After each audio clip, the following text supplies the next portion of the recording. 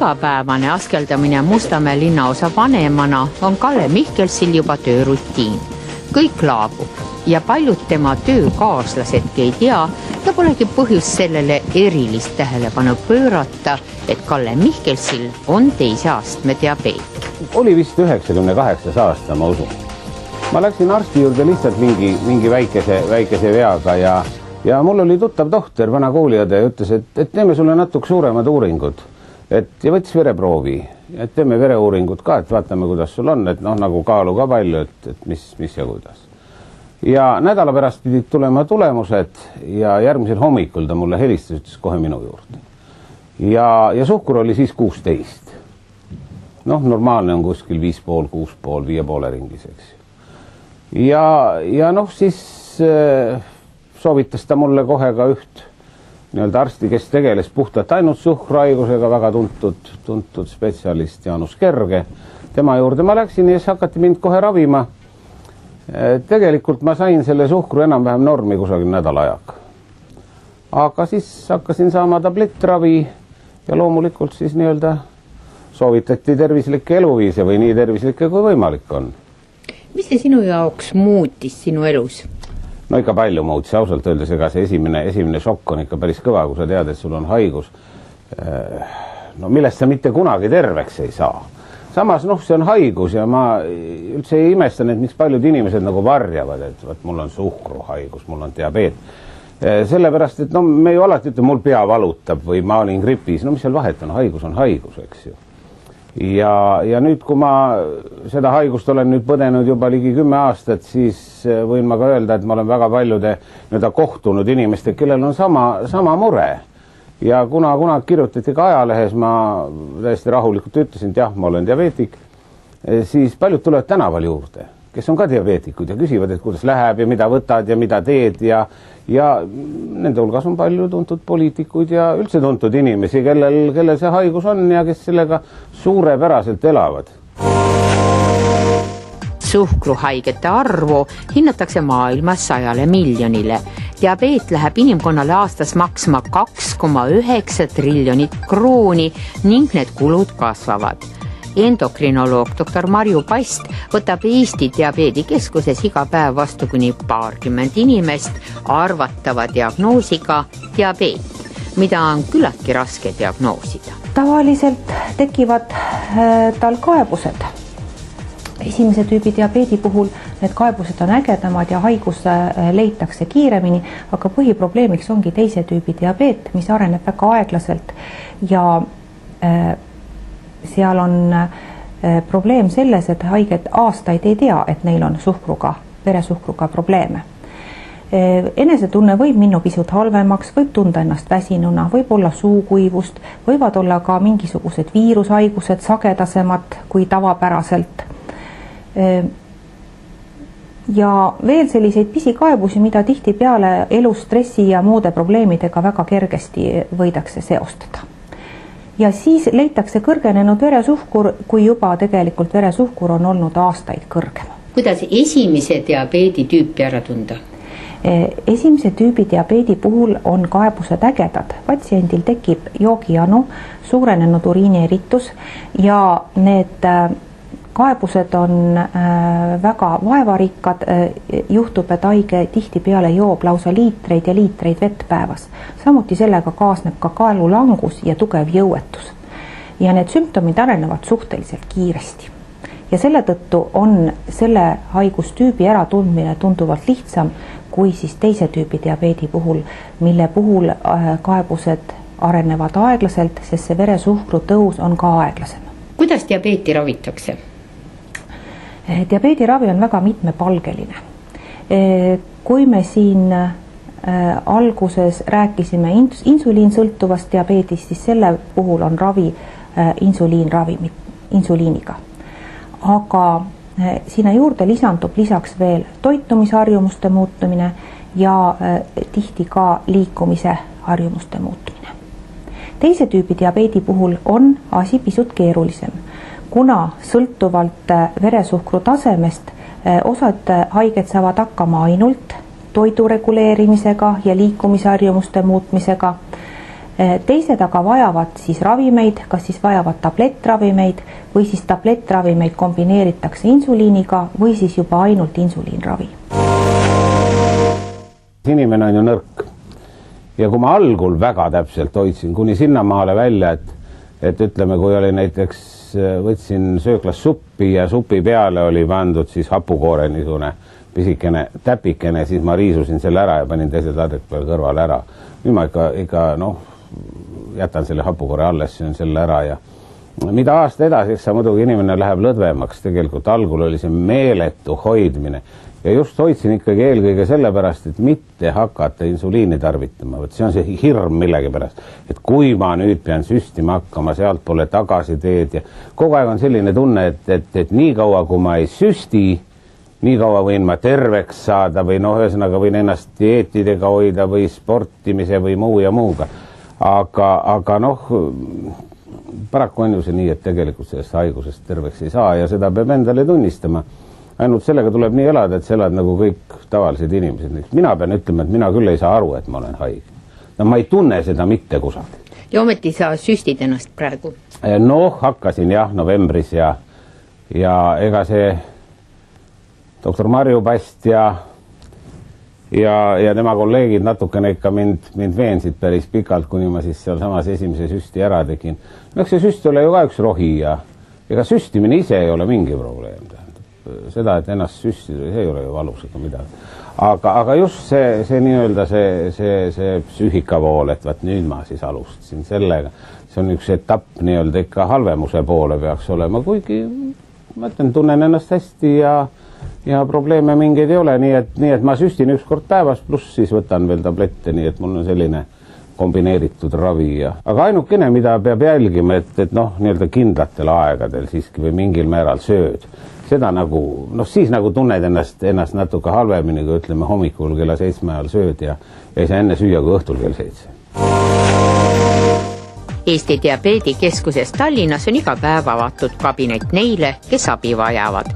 Ulvi Tammer veedab pikki tunde uute patsientidega, et nad ennast ravides kindlalt tunneksid. Täna alustame insuliini süstimise õppimist ja näitan teile kohe neid vahendeid, millega te saate oma päevased insuliinisüstid ära teha. Siin on süstevahend pika insuliini süstimiseks. Seda insuliini süstitakse ainult üks kord päevas. Ja see on elektrooniline süstevahend, välja näeb ta selline, karbis on kaasas ka nõelad. Ja esmakordsel süstimise alustamisel on vajalik siia süstevahendi sisse paigaldada insuliiniampull. Insuliiniampullid saate te apteegist. Praegusel hetkel õppimise eesmärgil me proovime katsetust teeme veeampulliga ja te saate kenasti harjutada. Süstevahend keeratakse lahti.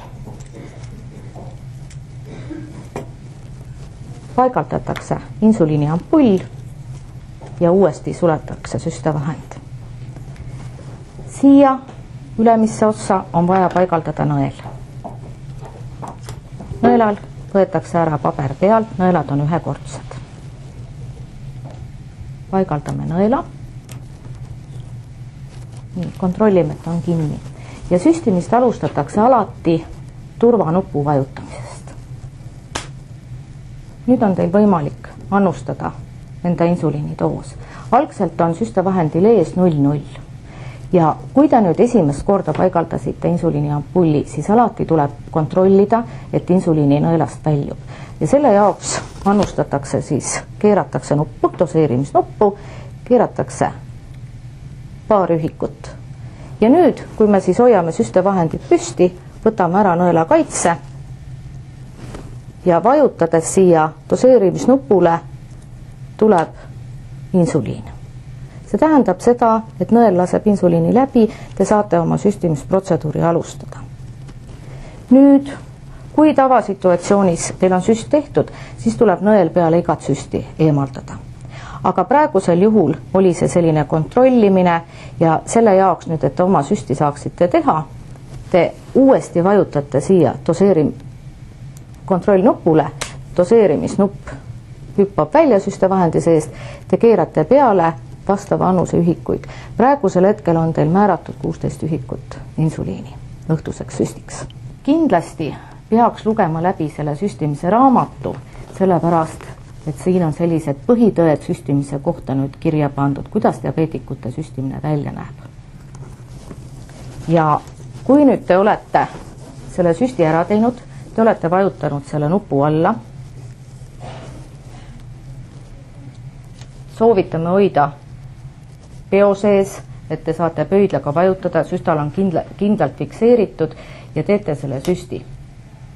Siis peale süsti tegemist te uuesti panete nõelakaitse otsa ja eemaldate selle nõela. See nõel on kasutatud, ta on nüüd kenasti pakendi sees tagasi, selle võite kenasti visata prügikasti. Süstimisvahendi sulgete OptiPeni ja kui OptiPen on korralikult suletud, siis läheb ta siia kenasti ka karpi ja te võite säilitada teda karbis. Samuti on olemas siis ka siin tasuta diabeediliin, et kui kõik küsimused, mis teil tekivad, võite te ka küsida ööpäevaringselt abi. See on nüüd pika insuliini süstimiseks ja seda insuliini te teete üks kord ainult päevas.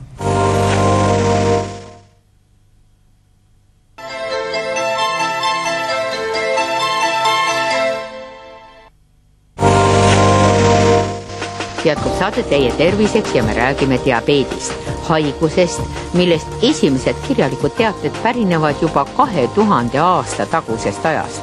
Kõigest 3 sajandit tagasi surid diabeetikud suhteliselt kiiresse surma. Tänapäeval osatakse selle haigusega elada ja säilitada oma elu kvaliteet. Esimene arst, kelle juurde oma murega minnakse, on ikka perearst ja tema määrab ka sageli ravi. Kõige alustala on ikkagi jutt ka sellest, kui palju inimene siis sööb, kui suur on see kaloraas, eks ju, millist toitu ta sööb ja kui palju ta ära kulutab. Ja kui sealt edasi, eks ju, siis rääkida siis juba tablettravist ja sealt etapp edasi, kui on raske tüsistustega, diabeediga tegemist, siis ka insuliinravi. Seda samamoodi saab perearst määrata. Sest mõnele tundub endokrinoloogi juurde jõudmine ja diabeedikabineti jõudmine ületamatu raskusena. Kas ta võib jääda seesama patsient siia teie juurde käimagi nii kaua, kui ta ravil on, ta ei pea tingimata minema diabeedikabinetti? Teise tüübi diabeet ehk see vanemate inimeste diabeet võiks olla tegelikult kõik perearsti jälgimisel ja vajadus saata edasi endokrinoloogile on ikkagi siis, kui on tüsistuste küsimus, diagnoosi küsimus, alati ei ole ka diabeet kergesti diagnoositav haigus või ravile allumatuse küsimus, et siis tuleb kindlasti nõu pidada spetsialistiga. Ja tänasel päeval on seda võimalik päris hea teha ka meili teel ja telefoni teel, kus siis vastavate uuringute kohta võib veel küsida üle ja vastavate analüüsi tulemuste kohta ja siis juba endokrinoloog ütleb edasi, et kas ise jätkata või palun saatke vastuvõtule. Mõne inimese jaoks võib tunduda ka probleem, kust saada süstlad. Öelge, kui inimesel on vaja ennast süstida, kas perearsti juures saab neid süstlaid? Perearsti juures saab, need saab retseptiga välja kirjutada, see ei ole üldse probleem enam. See aeg on nagu möödas. Suurem probleem võib-olla on enese testimise vahendid ja kuna need testribad ja glükomeetrid võivad teinekord olla inimese jaoks väga kallid, aga ka seal on nüüd riigi poolt, kes süstib üle 3 korra päevas, on riigi poolt siis ka soodustused ette nähtud, aga moment jah, kes süstib 1 kord päevas, tema peaks nagu enesetestimise vahendid ise hankima või ostma. Kiire insuliini süstimiseks kasutame me sellist süstevahendit, mille nimi on Humapen Ergo ja tutvustan teile siis kohe ka selle kasutamise metoodikat. Täpselt samamoodi, nii nagu ka eelnev süstevahend, on see korduvkasutusega süstevahend. See tähendab seda, et siia sisse tuleb paigaldada insuliiniampull. Ja kuna teie peate süstima 2 insuliini, see on siis kiiretoimeline ja pikatoimeline, siis selle süstevahendi sisse paneme me kiiretoimelise insuliini.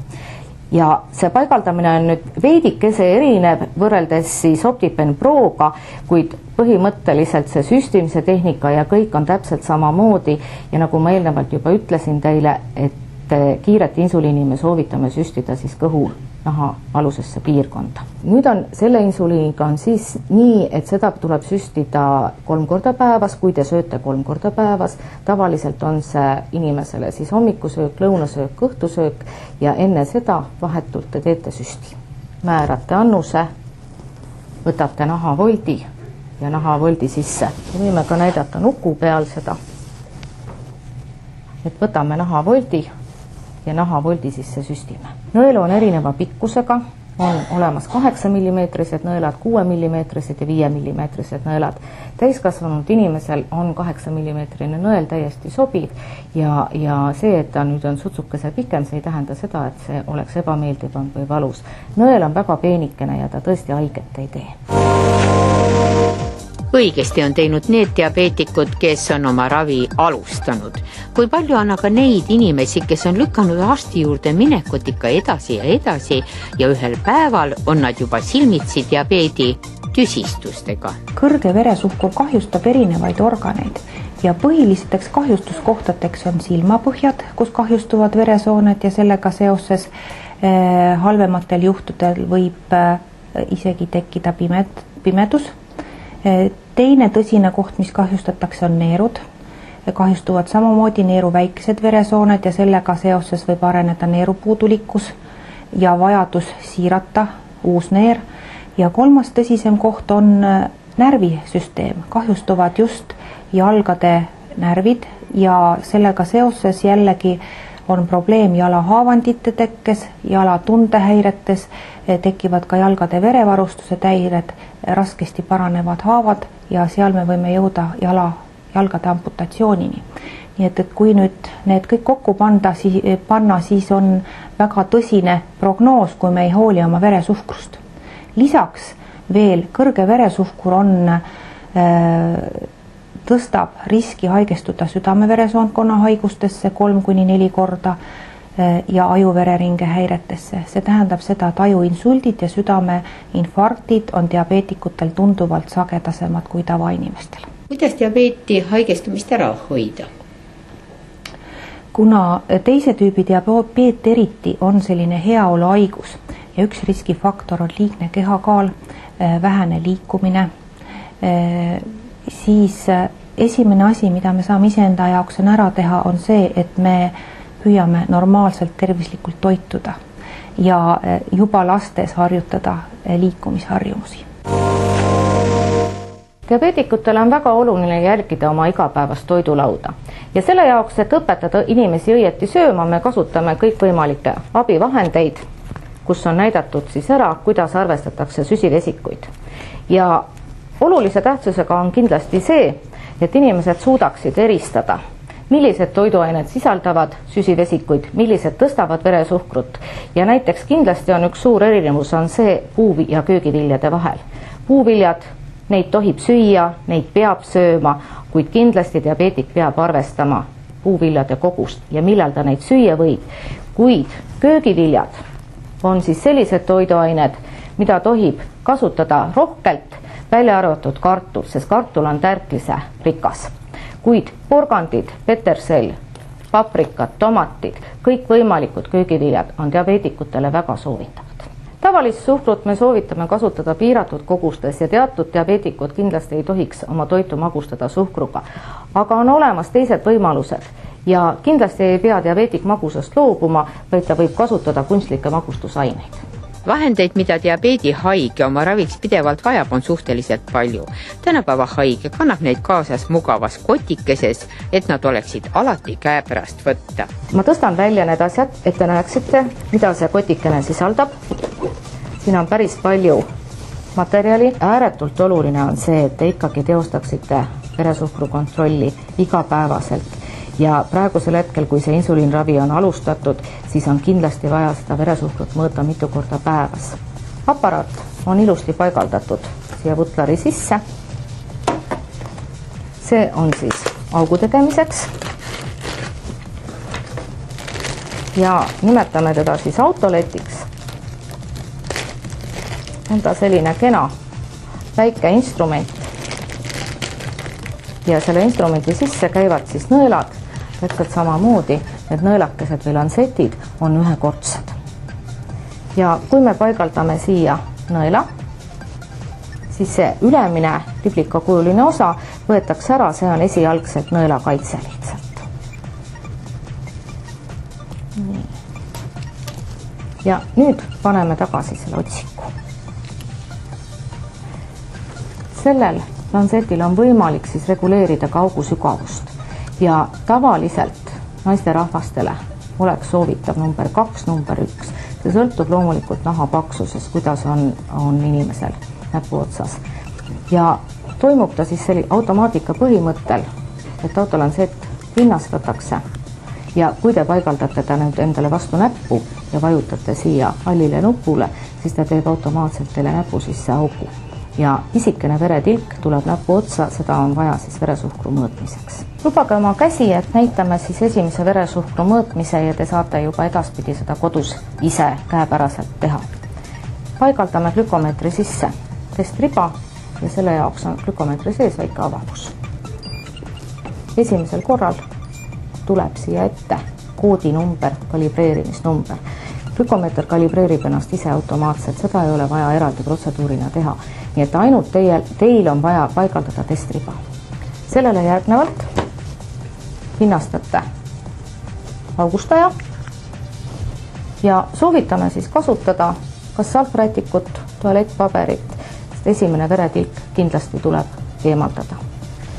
Teeme teile näpu sisse augu ja augu tehakse siis sõrme külgmisele pinnale, et päris siia küüne alla ei maksaks seda auku teha, et see on ebameeldiv.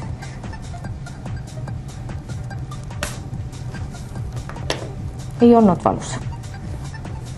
Nii, ja esimene veretilgakene tuleks ära pühkida. Järgnevast veretilgast me saame võtta juba analüüsi ja selle jaoks ei ole muud mitte midagi vaja teha, kui te selle testriba otsa panete lihtsalt siia veretilga vastu ja aparaat imeb ise juba õige koguse verd ja alustab mõõtmist. Kallid inimesed, me olemegi nagu üks niisugune pere, diabeetikute pere. Meid on ju peaaegu 100 000 inimest siin Eestimaal vist. Kuskil sinna tuuri see diabeetikute arv jääb ja elame edasi, ega siin midagi ju ei ole. Tähendab, tuleb natukene vaadata, natukene tervislikumalt püüda toituda, rohkem liikuda ja unustage üldse ära sisuliselt, et teil see haigus on, kuna see ei sega absoluutselt. Ta ei sega absoluutselt mitte midagi tegema. Nii et olge tublid, rõõmsad ja ei juhtu mitte midagi.